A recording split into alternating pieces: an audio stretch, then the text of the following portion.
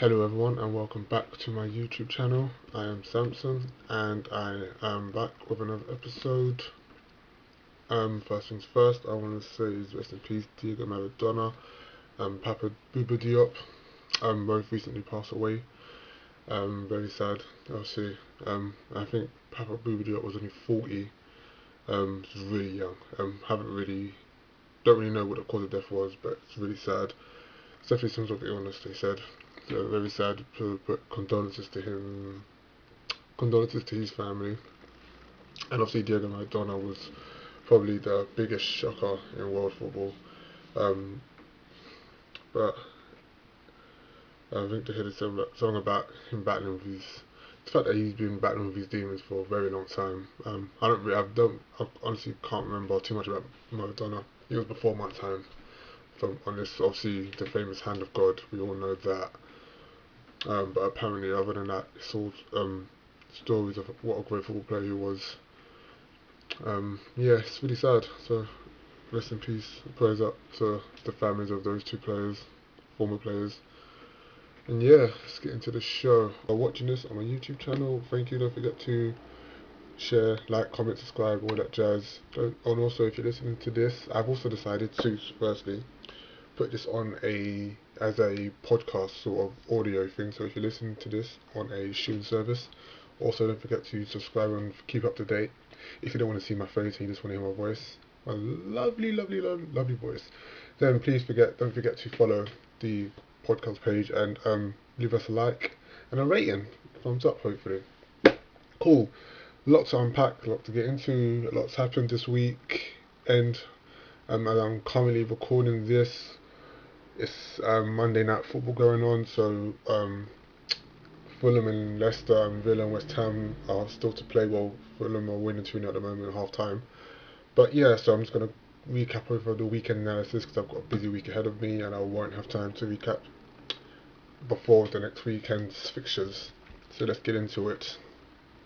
Cool. So, um, analysis of the weekend. Let's see.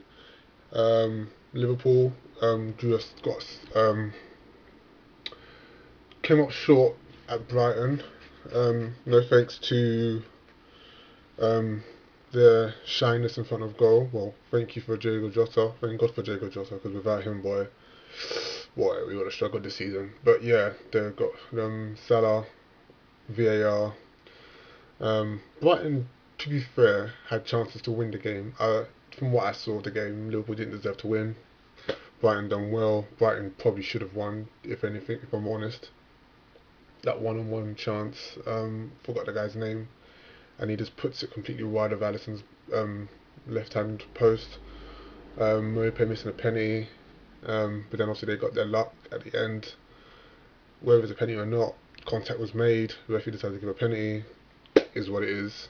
Just got to lick our wounds and deal with it. I will get on to Klopp's rant and everything about that later on in the segment, or later on in the episode. But for now, I just want to focus on the recap to the games. United came from behind and obviously beat Southampton again. I want to talk about that and what that means for them this season.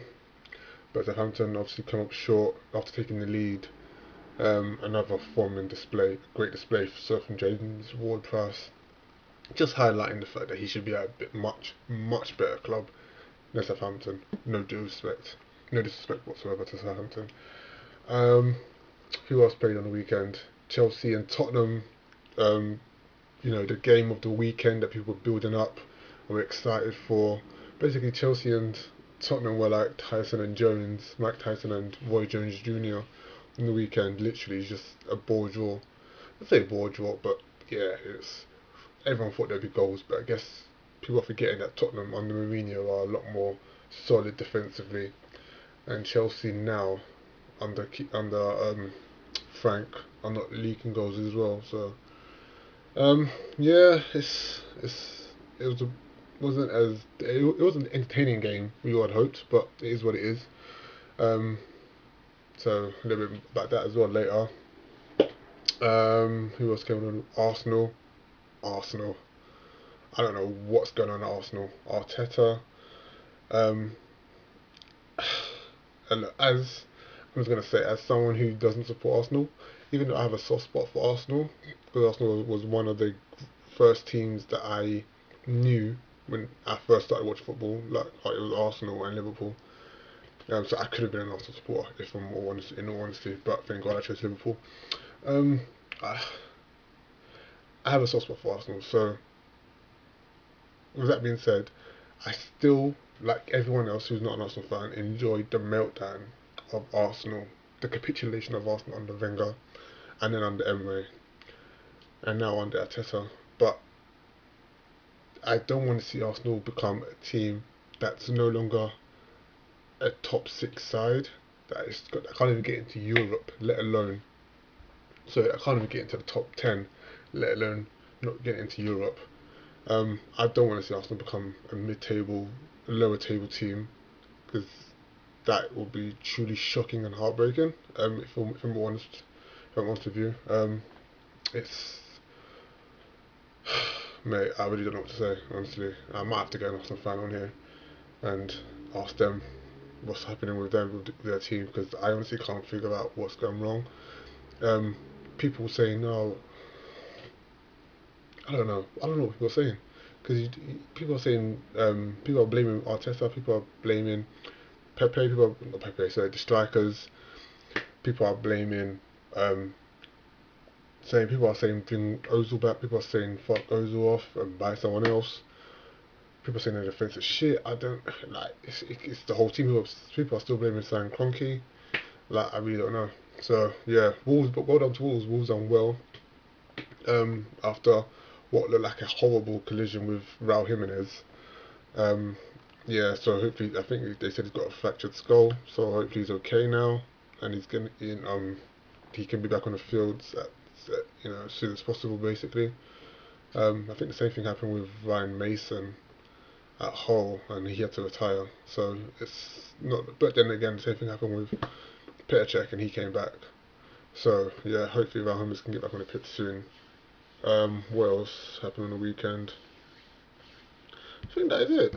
There's not too much. West Brom got their first win of the season, I think. I think it was their first win. Basically, they got a win. They beat Sheffield United, who are destined for relegation. Um, so, yeah, shout out to them. People are raving about this Conor Gallagher guy. Again, I don't know how good he is. He scored one goal. Cool. Let's see what he can do in the Premier League. Apparently, he lit up the championship last season, so we'll see. Everton, Leeds.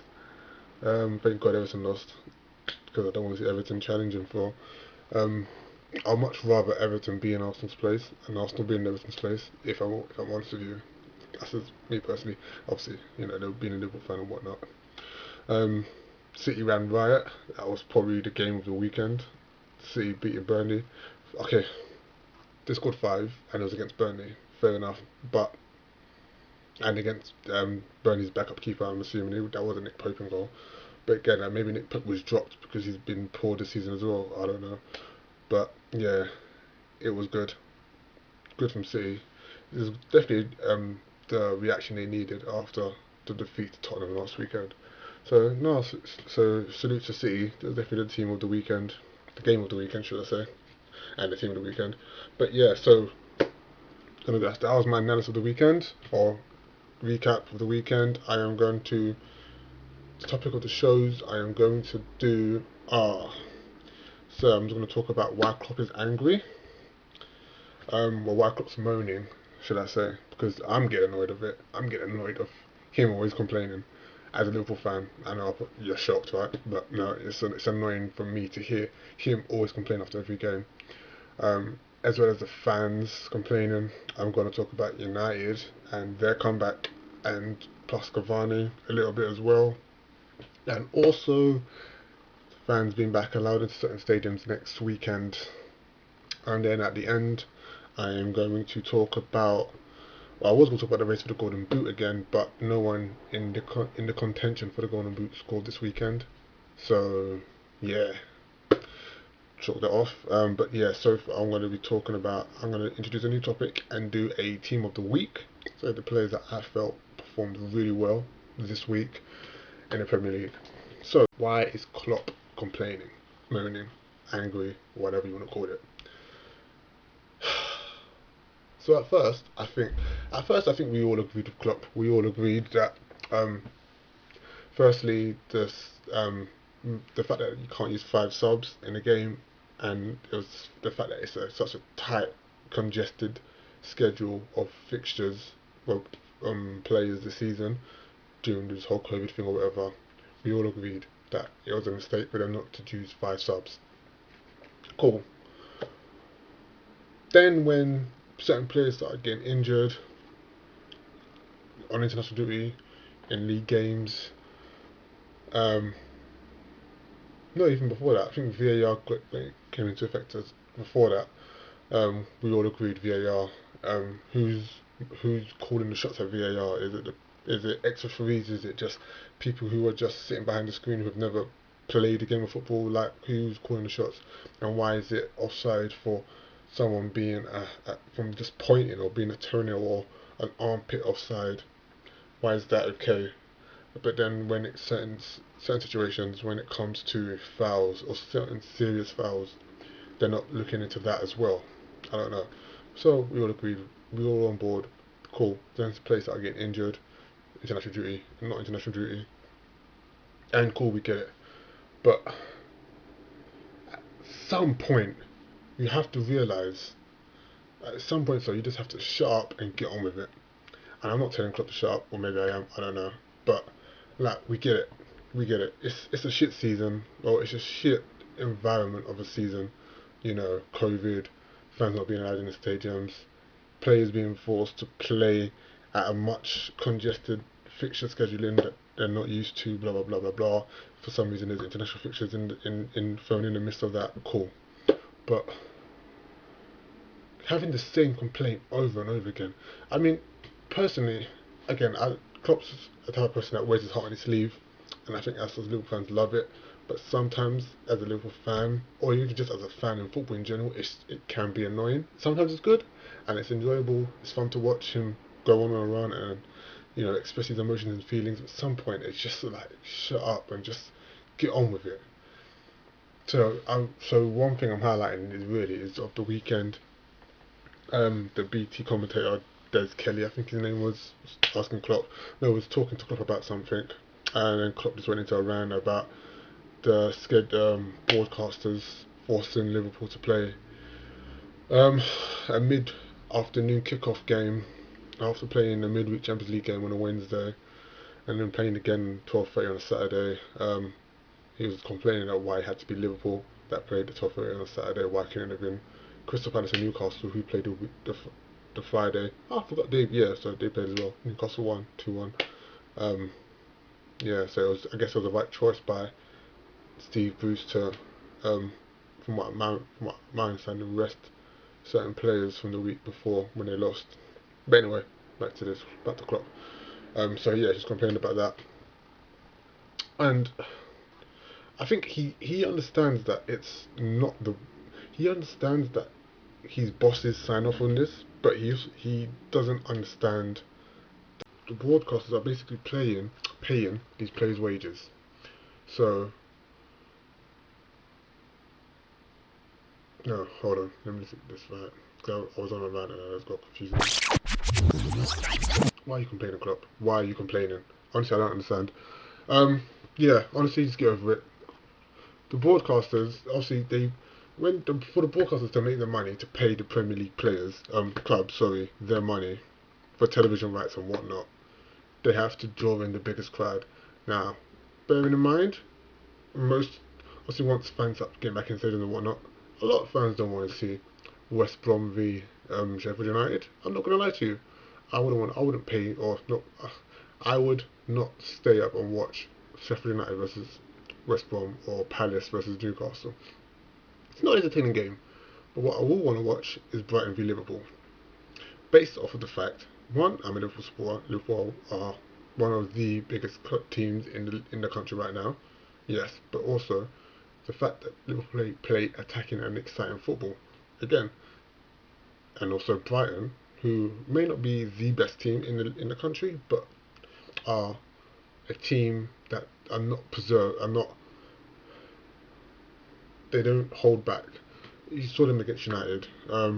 forgot who else they played again this season, another big team, but you saw them against United. They literally had United on the ropes. Again, they had Liverpool on the ropes this weekend, which it proved an entertaining game and worth watching. Um, so the fact that he's complaining that these broadcasters are choosing Liverpool's, I don't know, Liverpool might have been picked or might be picked more often than other teams to play at 12:30. I think he just needs to just like shut up and get on with it. You've complained previously last week. You complained last month. You complained the month before that. Cool, we get it. You're not happy. Just get on with it. Just all you can do, because it's obvious. It's obvious that you're not going to get the action. So what he wants, he's not going to get it for the next game. He might get it in the second half of the season when they have another vote. I don't know if it's going to happen or not. And then the fact that he started taking really unnecessary cheap shots at Chris Wilder, it was just like, okay, no, this is just, you're turning in. It almost became a carbon copy, sorry, of the Rafa run when Rafa went on this incredible run about Sir Alex Ferguson and the facts about Manchester United, and then what happened? He just derailed Liverpool's season. So yeah, Klopp, please just, you've had your moment, you've expressed yourself, you've gotten your anger out, cool. Just focus on the players that we have at this moment in time. There's not many, just barely. So it's literally a patched up defence and a makeshift midfield.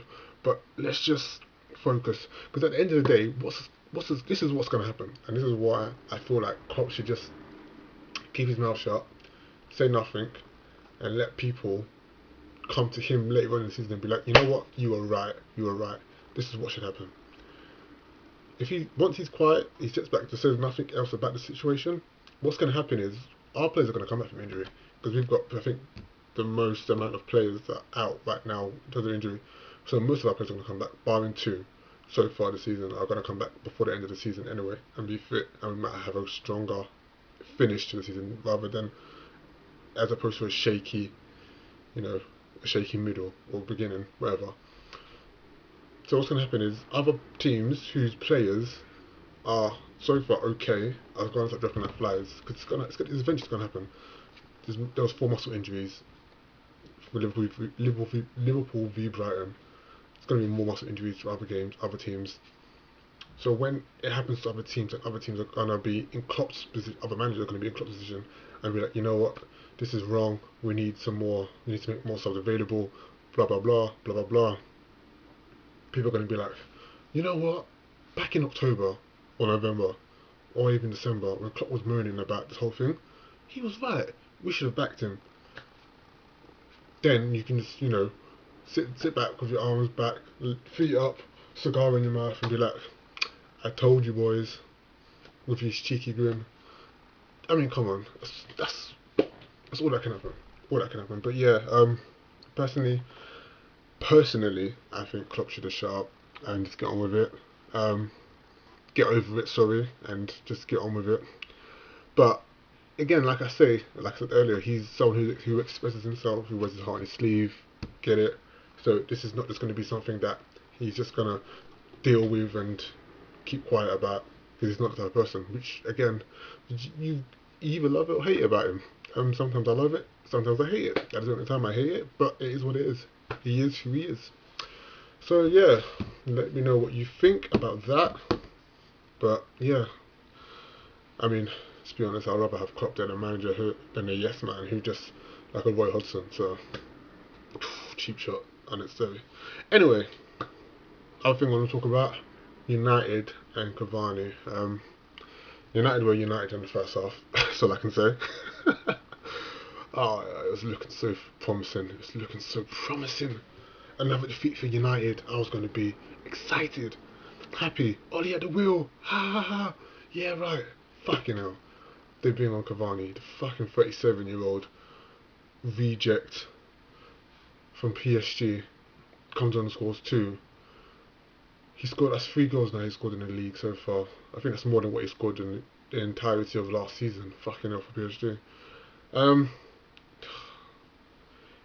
If he's going to turn into the Javier Hernandez their gold, that super sub for United, I'm gonna be so pissed off.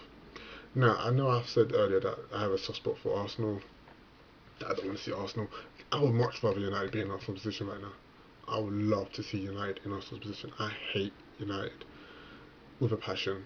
I've had to deal with them, with those idiotic fans that I call my friends, gloating and laughing in my face for the last 20, well, before 2000 and I want to say before 2016, maybe 15. Yeah, before 2015, I've had to deal with them laughing and gloating in my face. Oh, you guys will never win the league. You guys will never finish above us. Blah blah blah blah blah blah blah. Now, table was turned, thank God. But I just don't want to see them become remotely successful. Remotely successful. I'm hoping they keep Ollie on for another 20 years, for at least another couple years, and they win nothing. Not even a Europa League, not an FA Cup, certainly not the Premier League. Oh, fucking hell. But yeah, no, congrats to them. They managed to turn it around. Boy, what can you say? Fernandez, who is probably top three midfielders in the Premier League right now. After De Bruyne and whoever. Yeah, so Fernandez, I think, is a top three midfielder, not one or two. You make up your mind who's one or two, but yeah, Fernandez top three midfielder in the league right now, not one or two. Incredible. Cavani, fucking hell. The guy is what, 37? It's gotta be 37, and he's 2 goals. If you look, there's like those are that's the movement and the finishing of a world class striker, a deadly striker. Like think of Shevchenko in his heyday, Gabriel Batistuta. Think of like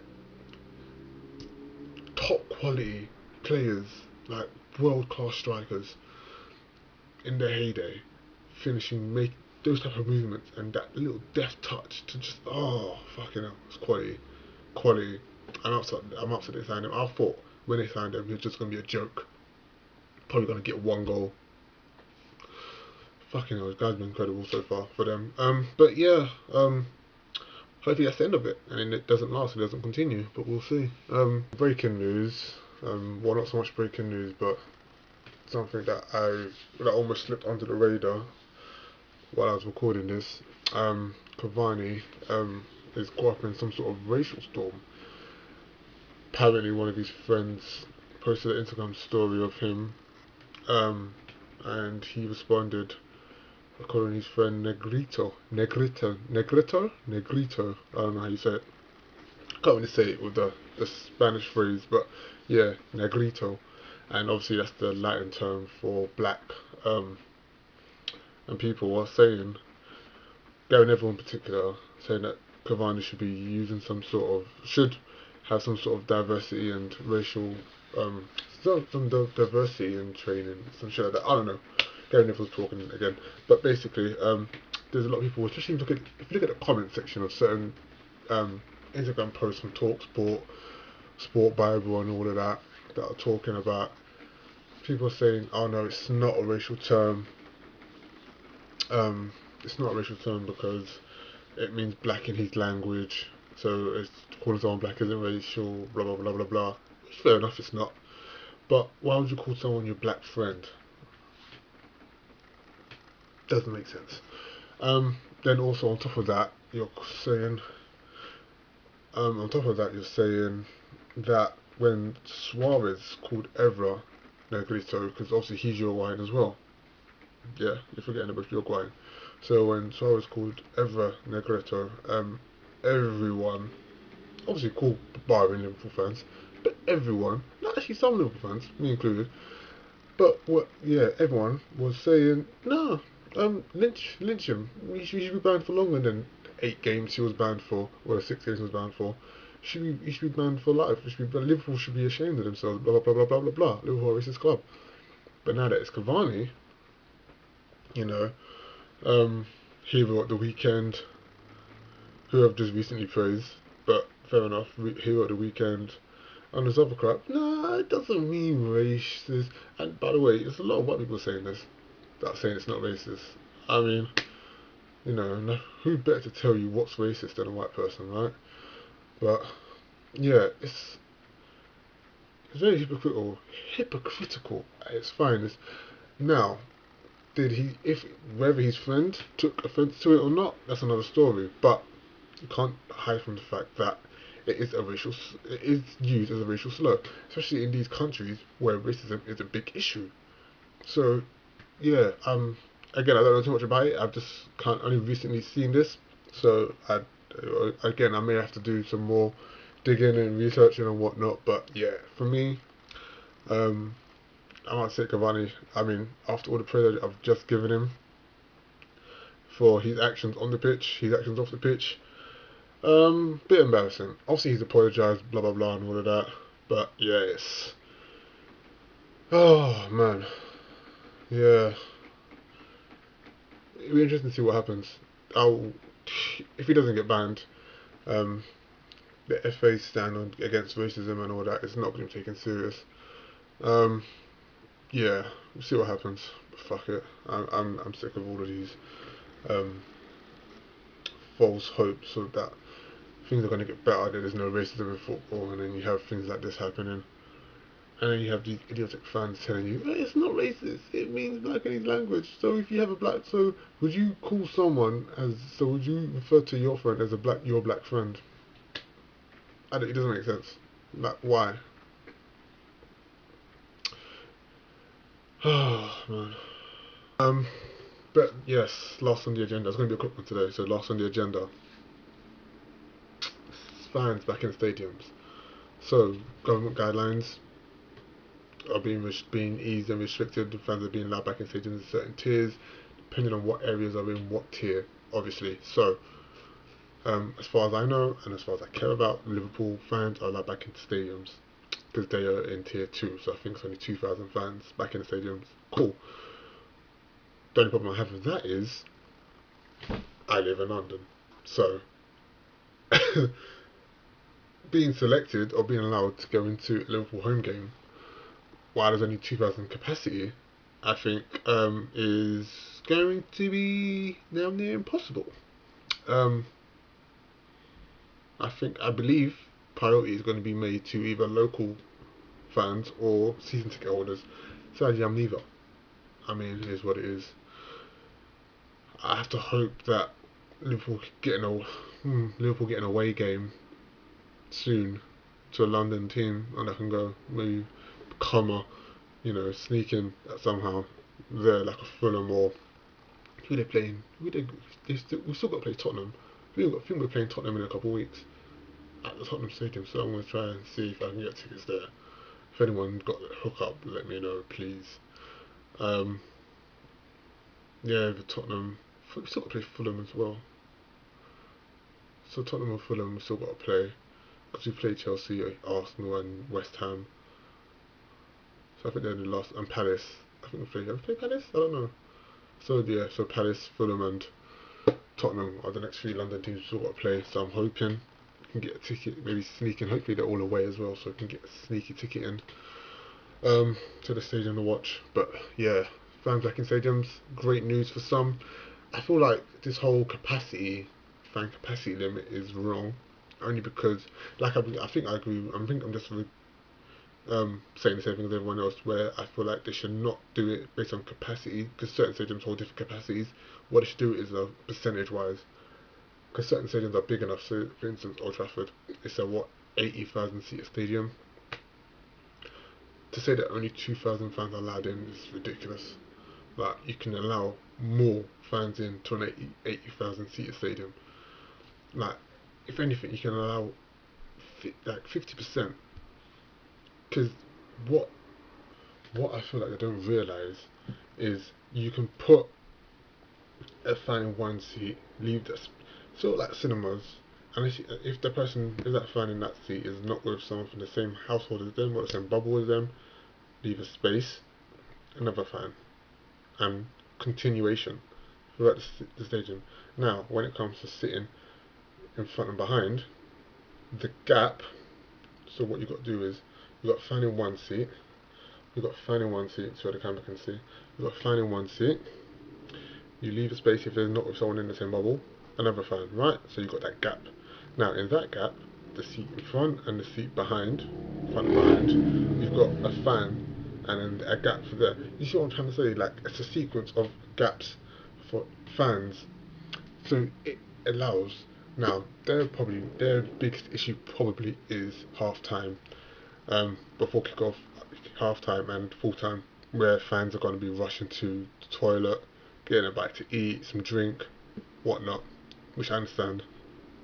But as long as everyone's wearing a mask, what's the problem?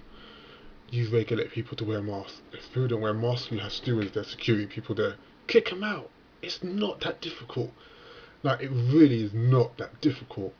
They are just making it difficult and really long. Apparently, I heard that a lot of people who got boxes or seats in the for certain stadiums in certain games that were in like boxes and whatnot were had to wear a face mask, even though they had to sit inside with the curtains closed if they want to take their face mask off, which I didn't understand. I don't know. I've heard so many bullshit excuses and rules and regulations when it comes to these fans in stadiums. It's just like, fucking hell. Just make people wear masks. If they're not wearing a mask, kick them out. It's that simple. Rip up the ticket, kick them out.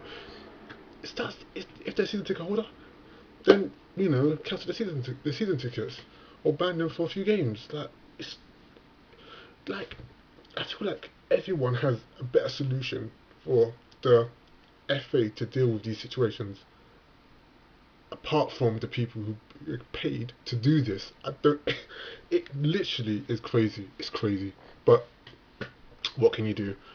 Um, but yeah, that's my rant over for the week. Klopp, please stop moaning. Let's get on with it. We're third or second in the league. This is probably what people are complaining, saying that we're 7 points up. We're worse than we were, 12 or 7 points worse than we were last season. We're shaky. We're not looking good. We're struggling. Blah blah blah blah blah. With no Van Dijk. All of this crap. We're still second, second or third, 11 points with Tottenham and Chelsea, or maybe Tottenham. I think we're second with 11 points with Tottenham. So if we're doing shit, and this is the best season that Tottenham's ever had, what does it say about the rest of the league? Because no one else is in sight with us. No one else is on level points or ahead of us on points. So yeah, let's just people need to calm down. Cool, Liverpool not going to run away with the league like they done last season. Last season was a one-time thing that's probably never going to happen for another few years. But for now, mate, we're second. We're 11 on points. We just need to win, qualify for the Champions League knockout stages, and continue, this decent form we're in, and try and build on it and get better and get more shots on target. Fucking hell, we only had 2 shots on target the last game against Brighton. 2 shots on target. That's fucking ridiculous. But anyway, yeah, Klopp, please stop moaning. Liverpool fans, let's enjoy these moments where we can and just get on with it. Get behind the team. United, surprised he didn't have a penalty on the weekend, but yeah, can't wait to play them. Just put them in their place. And fans back in stadiums. If you're a fan that's gone back in stadium, let me know what you think. It sounds exciting. I want to know what your experience was like as well. So please let me know. I want to try and get some interaction, some feedbacks from certain fans and what it was like, the restrictions, blah blah blah blah blah. But yeah, cool. So as we come to the end of the show, I'm just going to do a quick team of the week. So my team of the week, based off of performance from what I've seen from certain teams and players, I've gone for a 4-3-3. No, sorry, a 3-4-3. So my defense or my keeper is Lloris. I felt like he was outstanding.